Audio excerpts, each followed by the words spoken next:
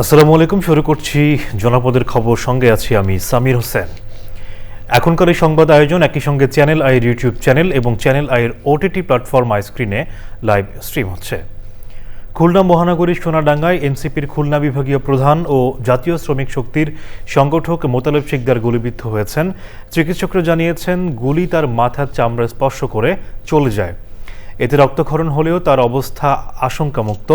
খুলনা থেকে ড্যানিয়েল সুজিত বোসের পাঠানো তথ্য ও ভিডিও চিত্রে সাদিয়া ওমরের রিপোর্ট। সোমবার বেলা 11:15টার দিকে খুলনা নগরীর সোনাডাঙ্গা এলাকায় গুলিবিদ্ধ হন মোতালেব শিকদার।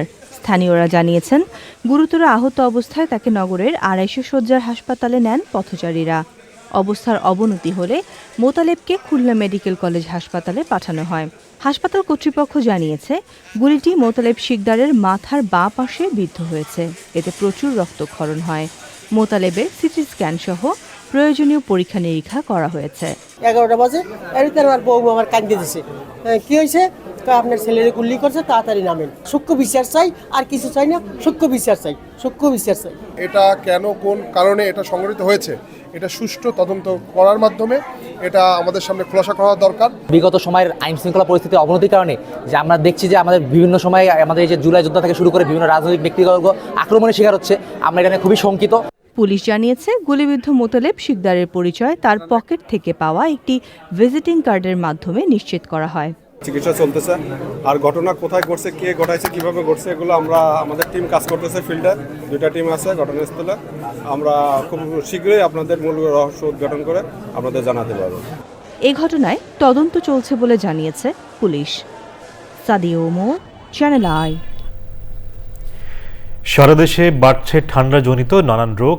বেশি আক্রান্ত হচ্ছে শিশু ও বৃদ্ধরা। জেলা পর্যায়ের হাসপাতালগুলোতে প্রতিদিনই বাড়ছে রোগীর সংখ্যা। চাঁদপুর থেকে মুর্শিদ আলম ও সুনামগঞ্জ থেকে জাহাঙ্গীর আলমের পাঠানো তথ্য ভিডিও চিত্রে আমিনা রহমান সুপ্তির রিপোর্ট। 250 শয্যা বিশিষ্ট চাঁদপুর সরকারি জেনারেল হাসপাতালে বর্তমানে 562 জন রোগী ভর্তি আছেন।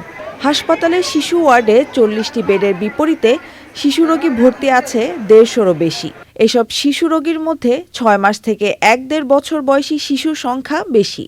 তারা জ্বর, ঠান্ডা, নিউমোনিয়া, রোটাভাইরাস জনিত রোগে আক্রান্ত। বেশিরভাগ ক্ষেত্রে আমরা যেটা দেখতেছি যে আবহাওয়া পরিবর্তনজনিত কারণে বাচ্চাদের এই যে ঠান্ডাগুলো নিয়ে আসে, জ্বর, ঠান্ডা, কাশি, এটা হচ্ছে বাচ্চাদের মায়েদের কমন কমপ্লেন।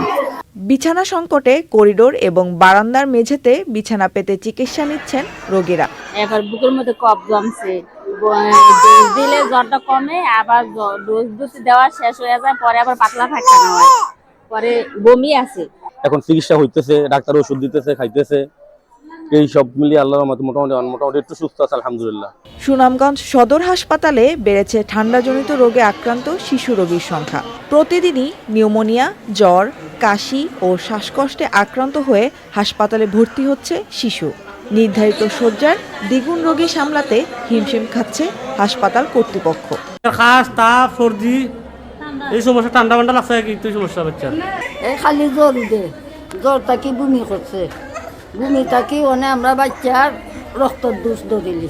যে গ্রামের যারা আছে মানুষ থাকবে, ওদের জন্য একটা পরামর্শ থাকবে, ওই ঘরের উপর যেন একটা শেডটা একটু দেয়, ঠান্ডা বাতাস যেন না ঢুকে। পাশাপাশি এখন অনেক ইলেকট্রিক হিটার পাওয়া যায়, রুমটা যদি গরম রাখে তাহলে শীতকালীন যে ওষুধগুলা একটু কম হবে। বাবা মার সতর্কতাই শিশুদের সুস্থতা নিশ্চিত করবে, নয়তো শীত বাড়ার সাথে সাথে রোগীর সংখ্যা আরও বাড়বে বলে আশঙ্কা প্রকাশ করেছেন চিকিৎসকরা। আমিনা রহমান শক্তি, চ্যানেল আই।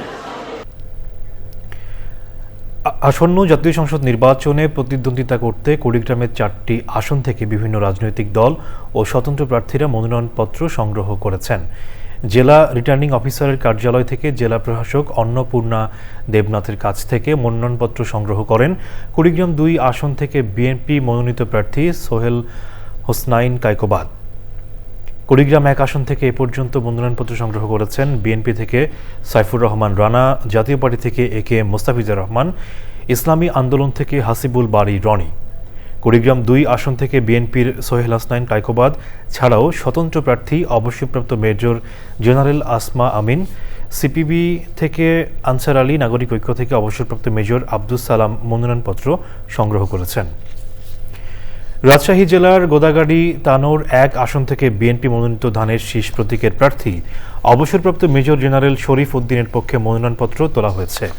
সোমবার বেলা 11:30টায় গোদাগাড়ি উপজেলা নির্বাচন অফিস থেকে তার পক্ষে বিএনপির নেতাকর্মীরা মনোনয়নপত্র উত্তোলন করেন। সে সময় উপস্থিত ছিলেন গোদাগাড়ি উপজেলা বিএনপির সভাপতি আব্দুস সালাম শাওয়াল, সাবেক আহ্বায়ক আব্দুল মালেক, সাবেক যুগ্ম আহ্বায়ক ও জেলা বিএনপি সদস্য সদরুদ্দিন ও অন্যরা। রাজশাহী ১ আসনে ধানের শীষের মনোনয়ন চেয়েছিলেন ৮ জন নেতা।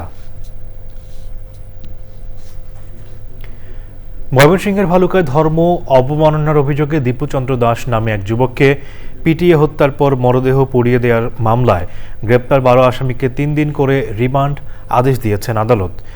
দুপুরে ৭ নম্বর আমলি আদালতের senior chief judicial magistrate Shahadat Hossain remand আদেশ দেন।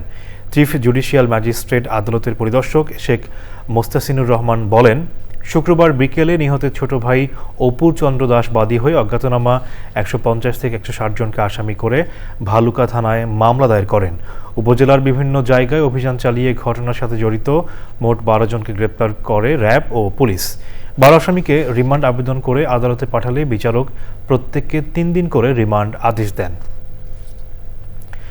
Chittagong city mayor doctor Shahadat Hossain বলেছেন, নগর এলাকায় ডেঙ্গু ও চিকুনগুনিয়ার প্রকোপ শুধু স্বাস্থ্য ঝুঁকি নয়, এটি জনস্বাস্থ্য ও নগর ব্যবস্থাপনার জন্য চ্যালেঞ্জ। চট্টগ্রামে ডেঙ্গু, জিকা ও চিকুনগুনিয়া সংক্রমণের সার্বিক পরিস্থিতি এবং ভাইরাসের জিনোমের স্বরূপ উন্মোচন শীর্ষক গবেষণার ফলাফল উপস্থাপন অনুষ্ঠানে মেয়র এসব কথা বলেন। চট্টগ্রামের সিটি কর্পোরেশন ও Asperia health research and development ফাউন্ডেশনের উদ্যোগে চলতি বছরের জুন থেকে নভেম্বর পর্যন্ত 10টি মেডিকেল কলেজ ও বিশ্ববিদ্যালয়ের বিশেষজ্ঞরা এই গবেষণা পরিচালনা করেন। এবারে সারা দেশের খবর নিয়ে প্রতিনিধিদের পাঠানো তথ্য ও ভিডিও চিত্রে আল মকসিদের রিপোর্ট।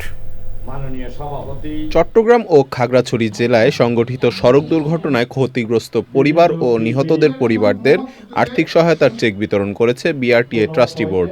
চট্টগ্রাম জেলা প্রশাসক মোহাম্মদ জাহিদুল ইসলাম মিত্রর সভাপতিত্বে অনুষ্ঠানে প্রধান অতিথি ছিলেন বিআরটিএ চেয়ারম্যান আবু মমতাজ সাদ উদ্দিন আহমেদ। ঝালকাঠির কাঠালিয়ায় তালগাছিয়ায় ফ্রি চক্ষু চিকিৎসা ক্যাম্প হয়েছে। ঢাকা লায়ন্স ক্লাবের ৩০ জন চিকিৎসক ও টেকনিশিয়ান ক্যাম্পের রোগীদের চিকিৎসা সেবা ও ওষুধ বিতরণ করেন। মেহেরপুরের গাংনীতে বিএনপির ভারপ্রাপ্ত চেয়ারম্যান তারেক রহমান বাংলাদেশে আগমন উপলক্ষে আনন্দ মিছিল করেছে জেলা বিএনপি। মিছিলে নেতৃত্ব দেন জেলা বিএনপি সভাপতি জাবেদ মাসুদ মিল্টন। ময়মনসিংহের ভালুকায় কারখানার শ্রমিক দীপুচন্দ্র দাসকে পিটিয়ে হত্যা ও মৃতদেহ গাছে ঝুলিয়ে আগুনে পোড়ানোর প্রতিবাদে বিচারের দাবিতে মানববন্ধন ও সমাবেশ করেছে হিন্দু মহাজোট। বিএনপি চেয়ারপারসন বেগম খালেদা জিয়ার রোগ মুক্তি ও সুস্থতা কামনায় নওগাঁয় বিশেষ প্রার্থনা করেছে সনাতন ধর্মাবলম্বীরা। প্রার্থনা অনুষ্ঠানে প্রধান অতিথি ছিলেন নওগাঁ ৫ আসনের বিএনপি মনোনীত প্রার্থী জাহিদুল ইসলাম ধলু। নরসিংদীর রায়পুরায় চর মধুয়ায় তারেক রহমানের ৩১ দফার লিফলেট বিতরণ করেছে জেলা বিএনপির সাংগঠনিক সম্পাদক রফিকুল আমিন ভুইয়া রুহেল। এ সময় অ্যাডভোকেট নজরুল ইসলাম সহ বিএনপি ও অঙ্গ সংগঠনের নেতাকর্মীরা উপস্থিত ছিলেন। নোয়াখালীর সেনবাগ উপজেলা ও পৌর বিএনপির উদ্যোগে সকল শহীদদের আত্মার মাগফিরাত ও বেগম খালেদা জিয়ার সুস্থতা কামনায় দোয়া হয়েছে। দোয়া অনুষ্ঠানে উপস্থিত ছিলেন উপজেলা ও পৌর বিএনপির নেতাকর্মীরা। বিএনপির ভারপ্রাপ্ত চেয়ারম্যান তারেক রহমানের স্বদেশ প্রত্যাবর্তন উপলক্ষে সাতক্ষীরায় স্বেচ্ছাসেবক দলের প্রস্তুতি সভা ও শুভেচ্ছা মিছিল হয়েছে। প্রধান অতিথি ছিলেন সাতক্ষীরা ২ আসনের বিএনপির মনোনীত ধানের শীর্ষের প্রার্থী আব্দুর রৌফ। আল মুকসিদ, চ্যানেল আই। দর্শক, জনপদের খবর আজকের মতো এ পর্যন্ত। একটু পর কৃষি সংবাদ দেখার আমন্ত্রণ জানিয়ে শেষ করছি। ধন্যবাদ সবাইকে।